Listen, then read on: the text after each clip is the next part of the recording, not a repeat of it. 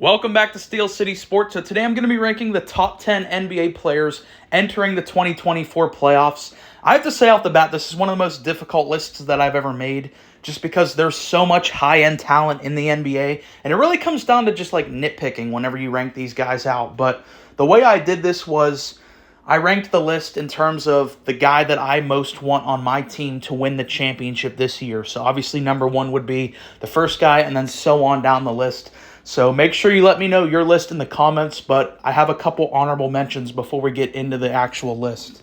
I think these honorable mentions just demonstrate how much high-end talent there is in the NBA because all three of these guys are superstars, and all three of them have had incredible playoff moments.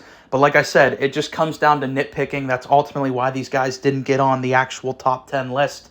Let's start with Jason Tatum. Jason Tatum is incredible. I think he's one of the most versatile players in the league, and there's no shade being thrown at any of these guys not making it. It's just nitpicks. And Jason Tatum, you cannot deny the fact that every once in a while, Jason Tatum just kind of shuts off offensively, gets passive, and starts settling for bad shots, and I think that kind of reflects on the Celtic team as a whole. Same thing kind of with Anthony Davis. Like, there are given games where Anthony Davis just is very passive, settling for bad mid-range shots. When he puts his shoulder down and just attacks a basket, he's undoubtedly a top 10 player in the world, but he doesn't do that every game. And that's ultimately, I think, my main criticism of Tatum and Davis is their lack of consistency. I know Anthony Davis brings the defensive side of the ball. You can argue he's the best defensive player in basketball right now. So maybe that outweighs it and gets him into your list. But for me, I can't trust him as a capable number one offensive player in the playoffs. I just can't do it. You know, he had some great moments in that bubble run for sure, but I haven't seen the consistency outside of that in the playoffs. Then Devin Booker. Devin Booker was a really hard cut, especially after what he did these past playoffs against the Nuggets. I can't remember who they played. Oh, the Clippers in the first round. He had undoubtedly one of the greatest playoff scoring stretches in terms of efficiency, explosiveness, versatility that I've ever seen. Will he do it again? I don't know. I don't think it's very sustainable to do that, but if he does, he'll make me look stupid for not putting him on the top 10. But like I said, all these guys are great. If they're in your top 10, I'm not really that upset. It just really comes down to my personal criteria. At the ripe age of 39, we have LeBron James at number 10. So LeBron is insane that he's still doing this at 39. That you can still argue he's one of the best players in the world. He's still arguably the best offensive engine in basketball right now. At 39 is mind-melting. You're never going to see it again. You know, you look at his stats this year, 26 points per game, 7 rebounds per game, 8 assists per game, and he also shot his best three-point percentage of his career, 41 from behind the line, which is elite. The fact that he does all that, like, you just look at that in a vacuum, you don't know who the player is, you're like, wow, that's an all-NBA caliber player. But for LeBron James standards, that's kind of like a bit of a step back, you know? I mean, especially the eye test tells you LeBron has definitely lost a step. Like, that's not a controversial thing, guys. He's 39 years old. Of course he's going to athletically lose a step, you know, in his prime. Think back to, like, 2015, 16 with the Cavs when he could just athletically and physically take over games on both sides of the ball because he was the best athlete on the planet. That's no longer the case. But he still has the IQ, and he's come a long way as a three-point shooter and still has the elite passing ability where he can take over any given game on either side of the ball, still at 39. So I still think he is in the top 10. He definitely lost a bit of a step, but yeah, that's going to happen when you get up there in age. At number 9, I have Kawhi Leonard, who had his first healthy season in a million years. Had played, as of the recording of this video, 68 games. I can't tell you the last time Kawhi Leonard played 60-plus games in a regular season, but he did it this year. Hopefully nothing crazy happens in the playoffs. I know he's a little banged up right now, but it's nothing severe. He's going to be ready to go for the playoffs. The thing that jumps out this year for me about Kawhi is the efficiency. Like, this guy is legitimately one of the best scorers in the NBA right now. Let me just read off his efficiency. 53 from the field, 42% from behind the arc. That is elite. And 86 from the free throw line. So it's just crazy how his career kind of played out because he came into the league as an elite perimeter defender, not really much on the offensive side. And now I think it's kind of flipped. Like, he has turned into one of the best scorers. I think you can legitimately argue he's the best mid-range shooter in basketball right now. He's an absolute assassin on the offensive side of the ball. And then defensively, he's certainly not 2016 Kawhi that won Defensive Player of the Year and was like ridiculous, the best perimeter defender in basketball. He's no longer that. But we've still seen in certain stretches he can definitely elevate his defense. But offensively, the guy's an absolute killer. And I think he is going to have an insane playoff run now because not only does he have Paul George alongside him, but he also has Harden. Like, this is one of the deepest teams that Kawhi's ever played on. Number 8, we have Shai GilgeousAlexander, who is my 2024 MVP. I know he's not going to win it, but he's the guy I would pick to win that award. Some people might think 8 is really low for Shai. I know a lot of people are now starting to put Shai as a top 5 basketball player in the world. You're not really going to get pushback from me on that argument, but that's not the list I'm making. This is specifically for the playoffs. And in terms of SGA for the playoffs, we've never seen him as the lead guy. Like, he's been in playoff games, but that's when he was a baby. Like, that was before he was superstar MVP level SGA. So now that he's the clear number 1 guy, I'm not doubting that he's going to be really good. I just have to see it first before I can really put him higher up on the list. I have confidence in him. Like, he's one of the most consistent scorers in the NBA. Led the NBA in 30-point games. The efficiency is off the charts. As a guard, 54% from the field is mind-blowing.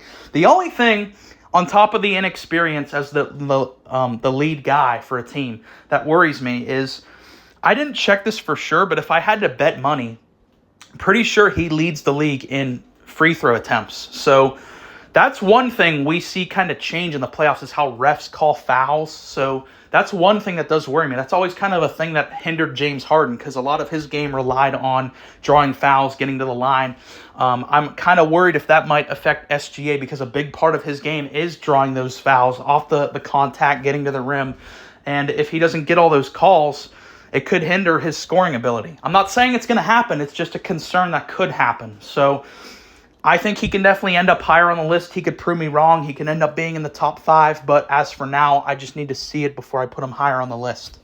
At number 7, I have Kevin Durant. And I've had people tell me that like I still overrate Kevin Durant. I don't get that at all because you look at his stats, they're like identical to what he's been averaging for a fucking decade now. Like 27 points per game, 7 rebounds per game, 5 assists, and the efficiency off the chain. Like, I don't get how... I don't really get the thing around Kevin Durant because I'm now starting to see lists where he's no longer in people's top 10s. Like, what are you doing? Like, I don't get that at all. For me, he's still one of the best, if not the best, pure scorers in basketball right now. We've seen him turn it on defensively. Like, I know this was a couple years ago, but think back to that series against the Bucks in 2021 where he was essentially by himself, took the eventual champion Bucks to 7 games. I think in that game 6, he had like a 50-point triple-double. Like, Kevin Durant is still one of the most explosive players in basketball right now. And just that ability to flip a switch and take over games through his scoring, he needs to be in the top 10. And, you know, this has been one of his most relatively healthy seasons this year. You think back to the Brooklyn days, it felt like every time around like January or February, he'd always get hurt and the Nets would tank. He's played 72 games this year. That's kind of crazy for a guy that has dealt with a lot of injuries.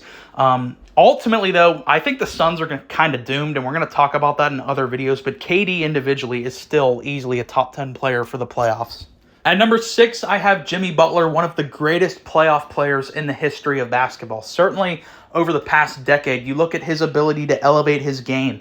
And people always are like, yeah, why does he just not care about the regular season? Well, I think the reason why Jimmy Butler elevates so much in the postseason as opposed to the regular season, it's kind of simple. It's like the way he plays in the postseason is not sustainable over a regular season. Like, he literally is the team in the playoffs. He's their number 1 shot maker, the number 1 playmaker, the number 1 defender, the coach on the floor. Like, he does everything for that team in the playoffs. And we've seen him do his voodoo magic. This past year, they were the 8th seed. They got to the NBA Finals. Look at that roster. And I think this year, you can even argue that they're a better roster, you know, with the addition of Jaime Jaquez, the rookie, and then trading for Terry Rozier. So I'm not writing it. I know that the Heat, I'm pretty sure they're like in the playoff right now, but I'm definitely not writing them off. You have to give Jimmy his respect. Just looking at those finals teams he took, they also got to the conference final in 2022 as well. They've been just a playoff juggernaut ever since he got there. So I feel like he has to be pretty high up on the list.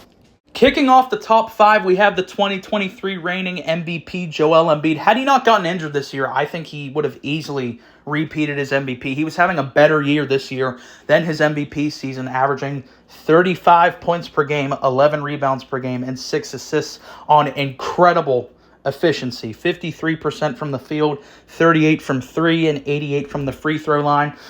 The only thing that kind of hinders me from putting Joel higher, it's really two things. Number one, the injury. I don't know. Like it's so frustrating being a Joel Embiid fan. You know, he's one of my 3 favorite players in basketball, and he's probably my 2nd favorite player in the NBA.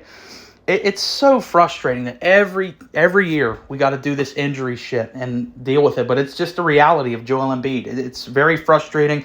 I can't imagine being like a diehard Sixers fan and knowing when your team's fully healthy, you're good enough to win a title, but your main guy is always dealing with injuries. So that's a big thing. And number 2, we have seen Joel Embiid's production drop off in the playoffs. Now, I think it is a bit overstated. Like, people forget how good he has had. You know, people forget, like, individual incredible moments he's had in the playoffs. Like, think back to the 2022 first round against the Raptors is one of the best playoff series I've seen from that level of a player. That was incredible. And obviously he got hurt. But again, he's always hurt. That's what sucks about Joel. But when he plays, he's arguably the most dominant, physically dominant player in basketball right now and one of the most well-rounded centers in the history of the league. He has the physical attributes to just destroy you in the paint, but he's also an elite shooter, not only from 3, but mid-range, his ability to create. He's a unicorn. Like, people don't talk about Embiid as a unicorn, not even to mention his defense. It's just the injuries hold him back, and I really hope we get to see this year him not get hurt and have a deep playoff run. At number 4, I have Steph Curry. I just don't know how you can write off Steph Curry. I mean, look what he did last year. The locker room was so toxic. They hated each other. The Draymond and Jordan Poole bullshit, and he still led them to beat the Kings. I felt that the Kings were actually a better team than the Warriors last year. You know, I'm pretty sure they had the home court advantage in that series. Yeah, they were. It was 3-6, I'm pretty sure. And Steph still single-handedly basically won them that series. He had one of his best playoff series of his entire career, which is saying something for Steph. And the year prior to that, what did he do? He led his team to an NBA championship, won the Finals MVP, beat one of the best defensive teams in the history of basketball. That Boston Celtics team was incredible defensively, and he scorched them. So just looking back in recent history, like, I don't know how you can write off Steph. I get it. The Warriors overall, I don't have much confidence in the Warriors this year just because outside of Steph, it's rough. But him individually, I don't know how he's not easily a top 5 playoff player right now. At number 3, I have Luka Doncic, who has solidified himself as a top 3 player on the planet. If he wins the title this year, I think he has a real argument as the best player on the planet right now. I mean, it's kind of hard for me to put into words Luka Doncic because he's one of the most unique players I've ever seen. You know, you take all that stuff I said about Jimmy, how he's like the team for the Heat. Well, that's Luka on steroids. Let's look at his stats. 34 points per game, 9 rebounds per game, 10 assists per game. Looking at the efficiency, 49% from a guard is fucking insanity. 38 from 3, 79 from the line. Like, Luka is just on a whole nother level. Like, I really don't know what to say. And then looking at the playoffs, like, he's also an incredible playoff player. He's had those battles with the Clippers early on. 2022, he led a team of... He didn't even have another all-star on that team. You know, I know Jalen Brunson was on that team, but that's before Jalen Brunson was who you think of now. I think his second best player was Brunson. Then he had like Spencer Dinwiddie. Like, he led that team to the Western Conference Final in 2022. Like, completely exposed and embarrassed like the 67-win Suns team. And now that you give him Kyrie, I think the Mavericks, they're the dark horse this year. They are going to be dangerous in the playoffs, and that's all thanks to Luka Doncic. At number 2, I have Giannis Antetokounmpi. Now, the Bucks have had one of the most bizarre seasons that I've ever seen from a contending level team because they started off 30-13 with Adrian Griffin as head coach, and they fired him because he didn't want Giannis's brother to get playing time. That's essentially what it came down to. They bring in Doc, and Doc has been pretty much a fledgling disaster as the head coach. I'm pretty sure they're like 500 in Doc Rivers' tenure as the head coach. And they're on like a 3-game losing streak right now. I don't know what to say about, like I said, I'm going to have to make an individual video about the Milwaukee Bucks season. But Giannis individually is still Giannis. Not long ago, I considered him to be the best player in basketball, just a couple months ago. 30 points per game, 12 rebounds per game, 7 assists this year, 61 from the field. 27 from behind the arc is obviously yikes, but it's Giannis. And then 66 from the free throw line. Again, not great, but it is Giannis. He's the most physically dominant player in basketball. You look back at his playoff resume, it's kind of weird. It's like every 3 years, the Bucks just kind of shit themselves in the playoffs. Because 2020 in the bubble, they lost in the second round of the Heat. And then last year, 2023, they lost to the Heat. What was that, the first round? Their head coach obviously was dealing with a lot of stuff. Like, I think his brother just died in a car accident. So, yeah, he's not going to be in the right headspace. There's a lot of stuff that went into that collapse this last year. But this year, I could see the Bucks getting upset early just because Doc Rivers doesn't know what the fuck he's doing. The Damian Lillard thing has been weird. The defense is not anywhere near the level it was. All that aside, though, that's all complaints about the Milwaukee Bucks. There's nothing wrong with Giannis. Giannis individually is still arguably the best player on the planet, the most physically dominant player. And like I said, every 3 years it seems like the Bucks kind of collapse, but in between those, you have some incredible performances from Giannis. I started watching basketball in 2017, so I didn't get to see LeBron's insane 2016 finals run. Since I've been watching basketball, 2021 Giannis was the best finals performance that I ever saw. And then even the year after that, all of his best players were injured, and he took the Celtics to 7 in the second round. So Giannis is still individually phenomenal. At number 1, how could it not be Nikola Jokic, the reigning finals MVP from last season? And if you were a long-time listener, for a while I thought Embiid was the best center in basketball. Well, Jokic just fucking beat me into submission this past year in the playoffs. One of the most insane playoff runs. Like, everyone talks about the passing. I get it. He's probably the best passer in basketball. He's certainly the best passing big man of all time.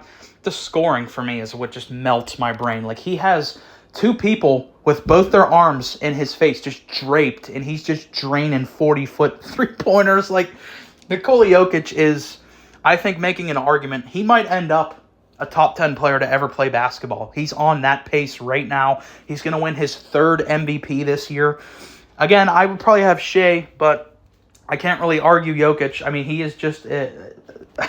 I can't even really put it into words. He is a monster, and I think it would be foolish to not have him at number 1. He's the best player on the planet and cemented himself as an incredible playoff player last year, winning the NBA championship. So that has been my list. Make sure you let me know yours in the comments down below. If you made it this far, I really appreciate you watching. Please like and subscribe.